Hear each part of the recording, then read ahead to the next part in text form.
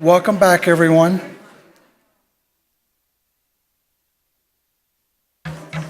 Today, as yesterday, I believe we have about 200 or 250 people in the room with us, and we have between another 1,000 and 1,500 remotely who are joining in, so we're going to try to stay on track as far as the time. One thing I'd like to start out talking about today, yesterday we had somebody from MITRE who was here, Karen Adams, who facilitated a little listening session, and there were a lot of themes that were heard if you listen to that. One of them that kind of stuck out in my mind, I heard 2 or 3 people talk about the fact that MDS measures are being used for quality and the quality reporting, as well as case mix index. It's part of the payment. It's used for lots of different things. And the people who were primarily involved in this are the MDS coordinators, the ones who were coding this. And somebody, maybe 2 or 3 people, mentioned that as they report this stuff and the stuff is going out on the CMS websites and the measures aren't quite right, the administrators are coming back to the MDS coordinators and saying, what are you guys going to do about this? It's in your hands, and it's almost a kill the messenger kind of thing. And the point was made that it's not really your job to do it, it's the rest of the nursing staff. You're coding the care that's going on, and there's a role that you can play. You can educate them about what the measures are all about. You can talk to them about how the calculations are done for the 5-star ratings, but you can't provide the care too. You've got enough to do. And it reminded me of my own experience, because I started in hospitals in the 80s and worked in an emergency room. And in those days, Joint Commission came around and they inspected you, and once a year, or once every 2 or 3 years, you had to put together a giant binder of policies and procedures that they inspected, and then it went back on a shelf for the next 3 years until you had to rewrite it again. And if anybody said, who's responsible for quality in whatever department, they pointed at one person. And we're kind of at an inflection point for nursing homes, because right now in a lot of your homes, people are pointing at you and saying you're responsible for the quality, and they want you not only to report it, but to fix it if there's anything wrong with it. And they're starting to realize that it's everybody's responsibility, just like they did in the auto industry in the 80s and in companies like GE and 3M in the 90s. And you're in a really good position, actually, it doesn't feel like it right now, but in a position to really lead the effort to transform the nursing home industry. And some of the people I was talking to yesterday have already started forming little coalitions, some of them informally, some of them formally, to start talking about how they can take this data and kind of the willingness to change that the SNF industry is in right now, and start working on things like leadership together and how to make changes and how to apply patient safety and quality improvement and integrate this more into the overall scheme of things at the facilities that you're working in. And while a lot of times people who are listening to this meeting, you don't know what we're talking about. It feels very tedious sometimes going through here and these really tight definitions. But people like the speakers that you've heard yesterday and will hear today, Deb and Ann and Alice and Jen and Terry, are extremely important in this. You have to have people who can build measures that really say what they're supposed to say, and also are consistent, so that if somebody's collecting measures in South Dakota and somebody's collecting measures in Texas, they're going to say pretty much the same, and you can trust the measures. And part of the refinement that goes on as we hear about the changes in the MDS system are related to that, because they're looking at the data that's coming in, they're realizing it's not working exactly the way it needs to. This is always an ongoing cycle to continue to refine these measures. But it gets to the point where you have an open window into what's going on in the nursing home industry that you didn't have back in the 80s. And you can start comparing things. You guys can it'll get to the point where you can start looking and saying, wow, this nursing home over here on the other side of the country, or this SNF facility, or this hospital, or this clinic on the other side of the country has really good measures on this. Let's go see what they're doing. And you can trust that they're actually doing something different, and you can learn from them. And the public can understand what's going on, and the good facilities will tend to rise over time. So you're at a really good position right now. Take advantage of it because it's a change that's going to happen really fast when it begins to happen. So with that, we're on day 2 of the training. It'll go from 8 till 3 today, and we're going to start out. Everybody has their agendas and their packets. I'm sure you've rearranged all the papers since yesterday, but the agendas and the bios were on the left side. You had a lot of things on the right side that were related to the presentation, some case studies and acronyms and things like that. Today's agenda, we're going to cover section GG, functional abilities and goals and associated new quality measures first. We're going to continue on that after a break.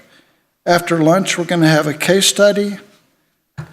We're going to have some more from Jim Pettis on skilled nursing facilities and quality reporting program resources.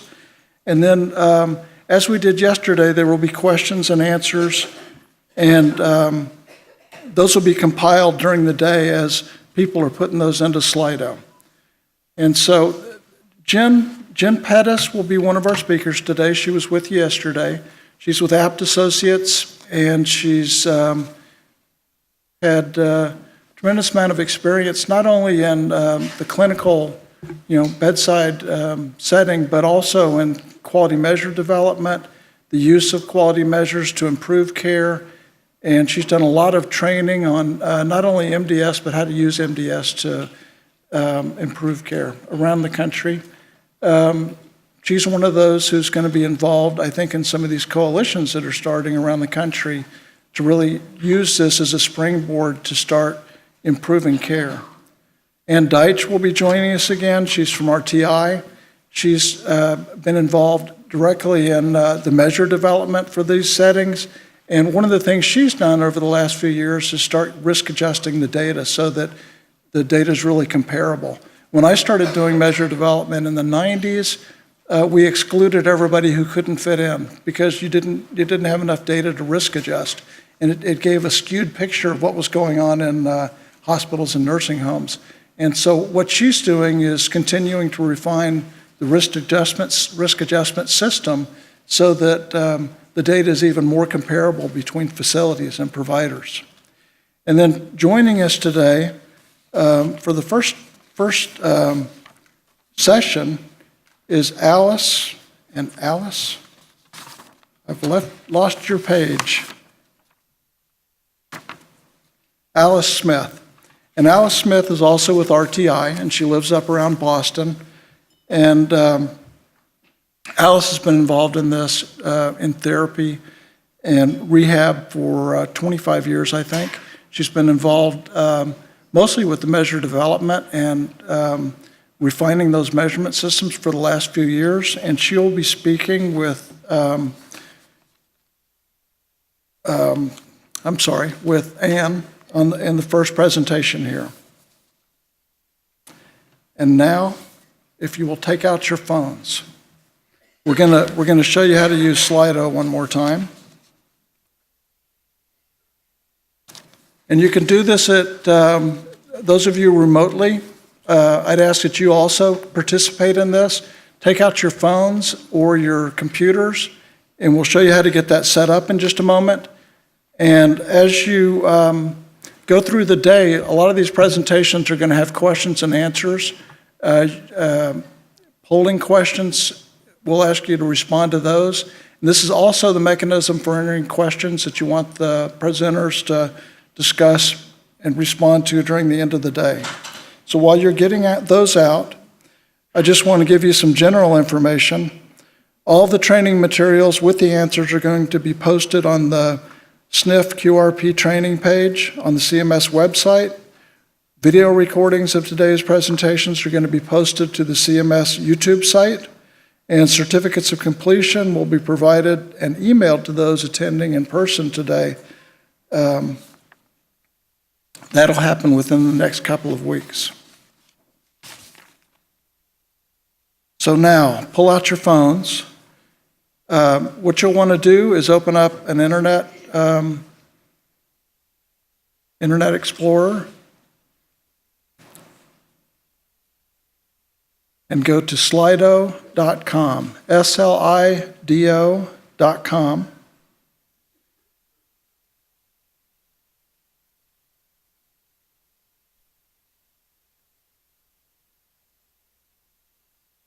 And once you get that, you're going to have a page that has a hash mark on it, and it asks you to enter a password. And what I want you to enter is Econometrica, Econometrica. Have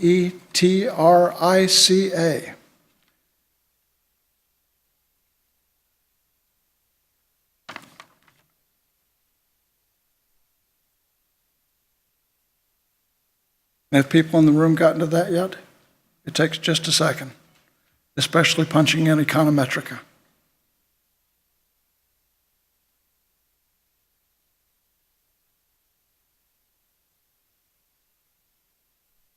And thank you, Ethan, for moving my slides. Okay, so now we're going to try it out. And at the top of the Slido page, after you get in there, there's a blue banner across the top. It'll say questions, ideas, and polls. And if you'll click on polls, you're going to have a polling question that's going to pop up. It'll be this one that we're seeing on the screen now. And I want you to respond to this by clicking on one of the buttons. Everybody in the room knows how to do it already. Which fort defended the Baltimore Harbor during the War of 1812? Was it Fort Cumberland, Fort Meade, Fort McHenry, or Fort Frederick? And up at the top right of your screen on your Slido, you'll be able to see how many people have already entered responses. We're up to 150. I want to see if we can get a few more in there, 160, 170. Yesterday, we were getting about 300 responses for each one of these. So the correct answer on this one is Fort McHenry, Fort McHenry, and there's a picture of it, and it's actually on the other side of the harbor over here. You can visit that if you're in person. Next question, it's a true/false. Baltimore's waterfront neighborhood of Fells Point was the second largest point of immigration after Ellis Island. Is that one true or false?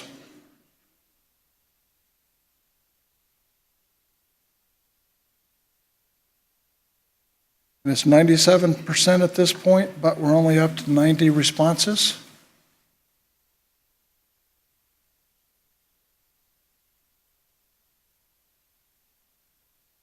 And the correct answer is true. And Fells Point is this neighborhood that's just over here behind us, with the cobblestones that'll just beat the hell out of your car if you drive through there. All sorts of haunted buildings over there. If you go to some of those restaurants, they'll tell you ghost stories. Next question. Baltimore is well known among food-savvy travelers. What food comes to mind when you think of Baltimore? And on this one, you can type in an answer.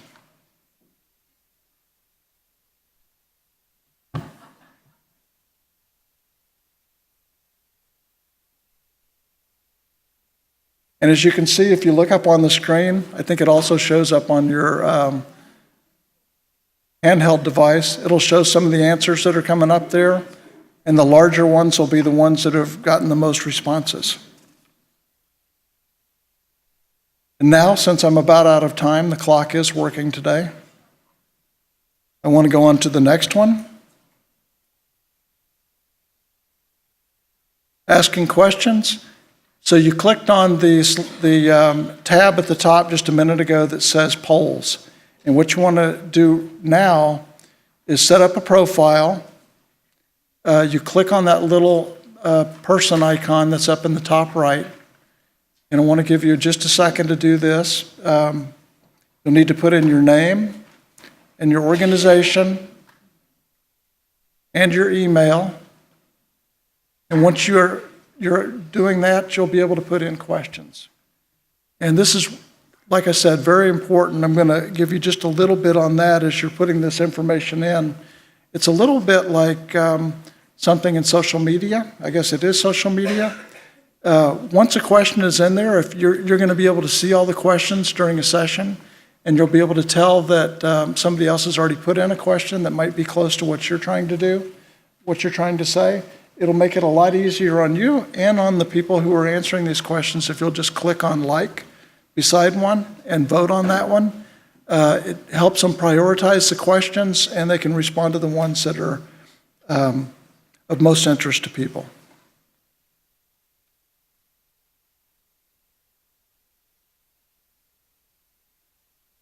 So people got their profiles in there now? If so, just click on that questions tab and put in a question real quick, just so you can see how it works. And we have one more tab on there, and then I'll stop and introduce our first speaker today. There's another one on ideas. And as we're going through this, one of the things we want to try to capture are ideas that people have for implementing this when they get back. So throughout the day, as you start getting ideas on ways that you might use health information technology in your facilities, or training, or collaborating with another group, working with your QIO, whatever you have, put them in there, because we'll share those with the whole group, and you'll be able to generate some ideas for putting this into action as soon as you get back into your facilities. So with that, I'm going to introduce our first speakers. And there's Ann. Ann Deitch is with RTI, as I said, and has done a lot of work on quality measurement, especially around risk adjustment. And she and Alice Smith will be talking about Section GG.